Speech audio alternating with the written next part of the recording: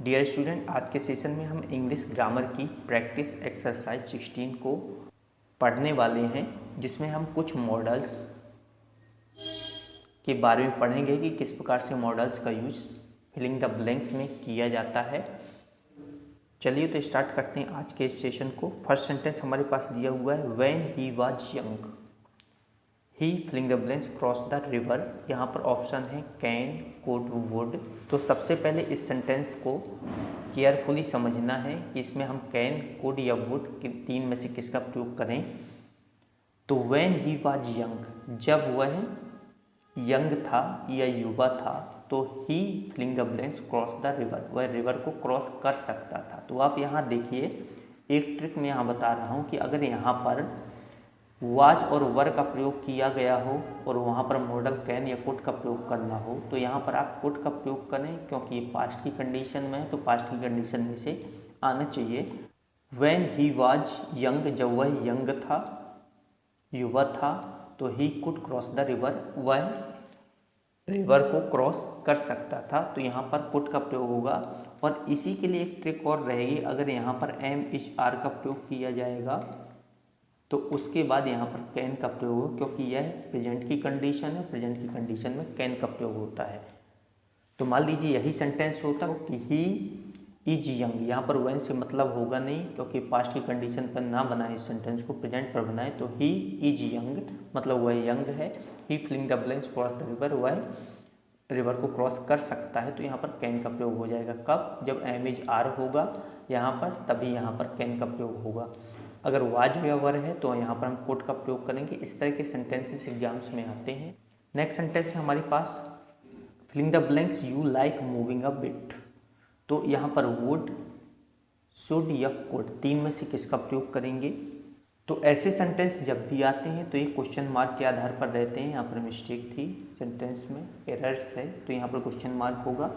और जब question mark में दिए हुए हों और हमारे पास ऑप्शन वुड हो, तो हम यहाँ पर वुड का प्रयोग करेंगे, क्योंकि वुड किसी की इच्छा पूछने के लिए प्रयोग किया जाता है। जैसे would you like moving a bit, क्या आप थोड़ा सा खिसकेंगे, अपने बताने के लिए, ऐसे पूछने के लिए। नेक्स्ट सेंटेंस है हमारे पास, we filling the blanks obey the rules of the road. हमें रोड के सभी रूल्स को, यानी कि यातायात के सभी नियमों का पालन करना चाहिए।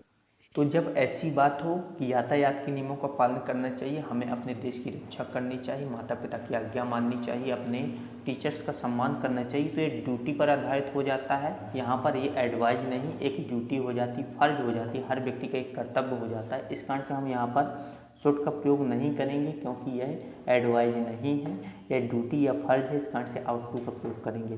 तो हमेशा ड्यूटी या फर्ज के साथ आउट टू का प्रयोग होता है। तो सेंटेंस हो जाएगा, we ought to obey the rules of the road. हमें रोड के सभी नियमों का पालन करना चाहिए, प्रत्येक नागरिक का परम कर्तव्य होता है।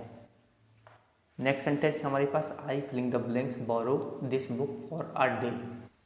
तो यहाँ पर एक क्वेश्चन पूछा जा रहा है।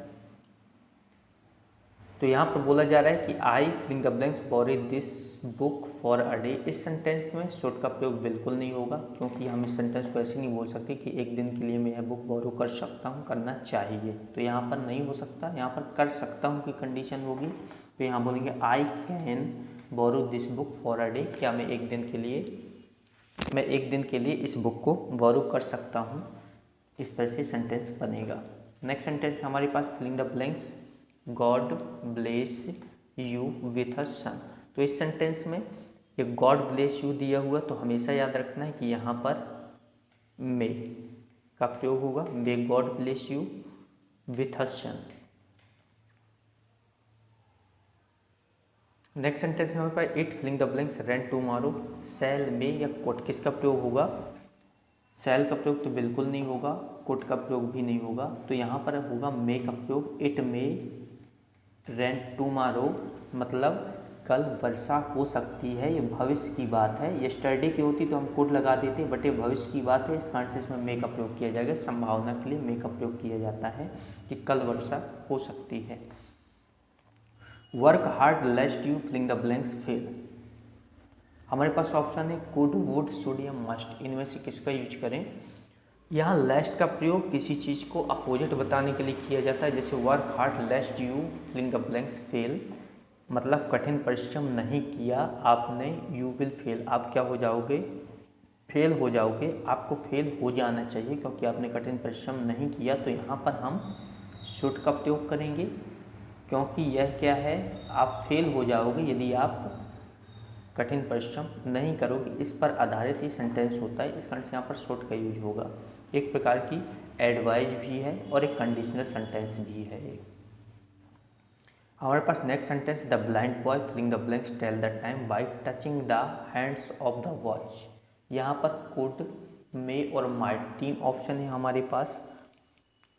तो यहाँ पर अगर इसको देखा जाए तो ब्लाइंड बॉय मतलब अंधा लड़का जो है कर सकता है टेल द टाइम, टाइम को बता सकता है, bye touching the hands of the watch, watch के हाथ में जो वॉच है उसको टच करके वो बता सकता है। तो ऐसी कंडीशन पर एक पास्ट की कंडीशन है, तो यहाँ पर हम कुड का प्रयोग करेंगे।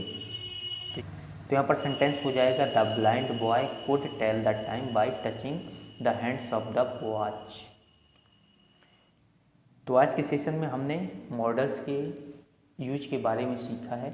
आई होप आज का सेशन आपको समझ में आया होगा। यदि आपने अभी तक हमारे चैनल को सब्सक्राइब नहीं किया है तो हमारे चैनल को सब्सक्राइब कर दें, वीडियो को लाइक करें और शेयर करना बिल्कुल ना भूलें।